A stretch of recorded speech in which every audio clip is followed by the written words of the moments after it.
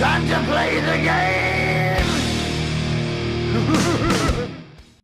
Bonjour. Dans le cours qu'on va voir maintenant, je vais vous parler d'un autre mot-clé qui s'appelle struct. Struct, c'est un mot-clé qui va vous permettre en fait de créer des ensembles de data qui vont être liés les uns aux autres en fait par un ensemble. Donc ce sera une structure plus précisément. Et on va voir ça dans quelques instants, je vais vous montrer un exemple. Imaginez, on a un problème, on aimerait faire des calculs géométriques sur des points. Imaginons. Donc le truc c'est que, imaginez, je vais avoir 10 points dans l'espace. Une des méthodes pour pouvoir par exemple définir 10 points dans l'espace, donc dans un espace en 2D, voilà, avec des variables, on va prendre des int, on va pas se prendre la tête, on va pas faire des floats. Donc vous auriez le choix à faire ça, int crochet 10 par exemple, donc ça c'est les x de vos 10 points, et int y crochet 10, c'est les y de vos 10 points, et vous serez obligé toujours de maintenir les x et les y ensemble en parallèle, etc., et de vous balader avec les deux. Bon, c'est un peu ennuyeux, vous vous en rendez compte. On aurait pu, par exemple, aussi faire un truc marqué point, et là, on en aurait mis 20, et on aurait dit que tous les impairs, c'est les x, et tous les pairs, c'est les y. Ou l'inverse, c'est pareil.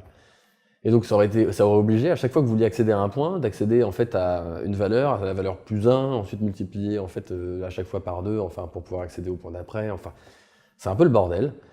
Donc je vais vous apprendre en fait une manière qui va vous permettre de plus facilement se balader avec des points, etc. et de définir ce que c'est qu'un point. Ça s'appelle les structs, parce que pour moi un point c'est donc 2 int. Et donc comment ça s'écrit? Ça se déclare struct, et après avec le nom. Donc par exemple on va l'appeler s point. Voilà. On peut déclarer juste une structure en faisant ça, et là vous dites juste qu'elle existe. C'est un petit peu comme les prototypes de fonctions, il y a une différence entre la déclarer et la définir. Donc là, moi, je vais la définir directement pour la définir. C'est un peu comme une fonction, ça se fait avec des accolades. Ça se termine avec un point-virgule.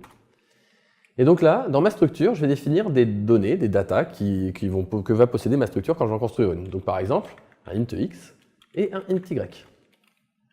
Voilà. Donc à partir de là, je peux par exemple, à partir de maintenant, déclarer une nouvelle variable, donc qui sera de type struct s. Il faut écrire struct aussi, c'est important, le mot-clé devant est important. Attention à ceux qui ont fait d'autres langages où le struct disparaît. Donc le struct s. Et je sais pas, on va l'appeler a par exemple.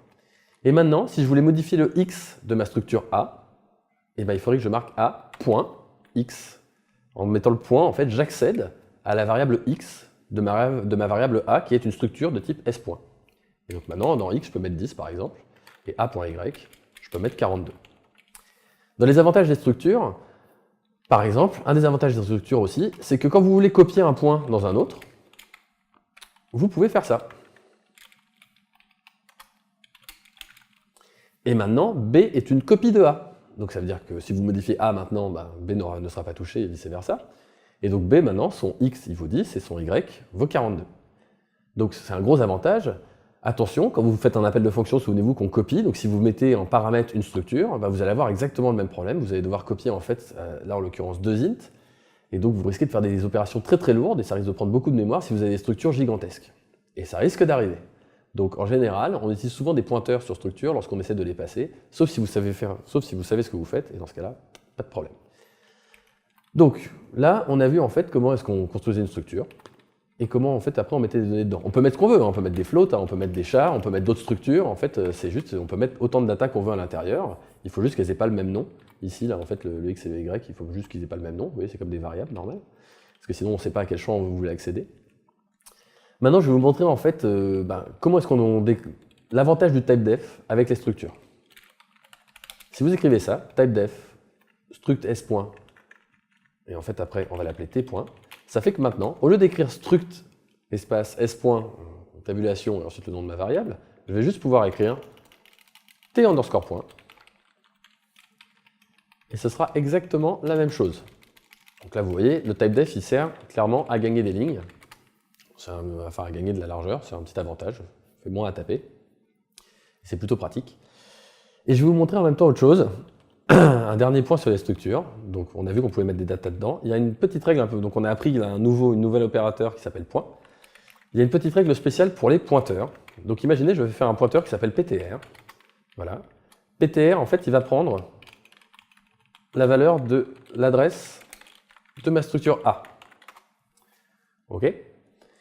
Et le truc est que pour pouvoir accéder à l'élément x, entre guillemets, de A via PTR, pour vous, en toute logique, on aurait pu écrire ça. Entre parenthèses, étoile PTR, parce qu'en fait, étoile PTR, ça revient en fait à A, point X. Ok. Si j'avais écrit ça, pas de problème, ça marche. Il existe une autre écriture, justement, et ça s'appelle, c'est la flèche. Et donc, au final, la flèche sert à remplacer l'étoile point. C'est-à-dire que vous déréférencez votre pointeur, et derrière, vous allez chercher un élément de la structure, parce que l'élément vers lequel pointer votre pointeur est une structure. Voilà. On a fait à peu près le tour en fait des structures. C'est aussi bête que ça, et à partir de ça, on va pouvoir faire énormément de choses. C'est une notion très très utilisée en C. Et donc, essayez de vous entraîner avec, parce que vous allez voir, on va l'utiliser énormément.